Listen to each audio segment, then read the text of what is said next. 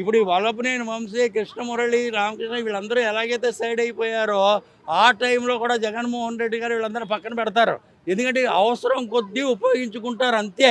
రాజకీయంగా ఏంటంటే ఇప్పుడు ప్రస్తుతానికి వాళ్ళకి ఇదేమీ లేదు. ఈ రాజకీయంగా ఏదో ఉపయోగించుకోవడం, వాళ్ళు అవసరం తోరిన తర్వాత పక్కకు దూసేయడం. ఇలాగా ఇవన్నీ మామూలుగా జరిగేదే. కాబట్టి ఏమిటంటే ఈ అంబటి రాంబాబు గారు చక్కని జీవితాన్ని ఇదిగా లేకుండా ఒక రౌడీ రాజకీయం చేసి పాడు చేసుకుంటున్నారు.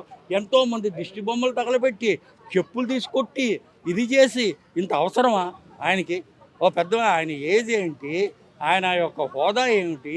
ఇవన్నీ చూసుకుని జాగ్రత్తగా మాట్లాడకుండా ఏదేదేదో మాట్లాడేసి రాజకీయంగా ఇదంతా ఏమిటయ్యా అంటే జగన్మోహన్ రెడ్డి గారి కళ్ళల్లో ఆనందం చూడడం కోసం, జగన్మోహన్ రెడ్డి గారి మెప్పు పొందడం కోసం పార్టీ దిగజారిపోయింది, కింద పడిపోయింది.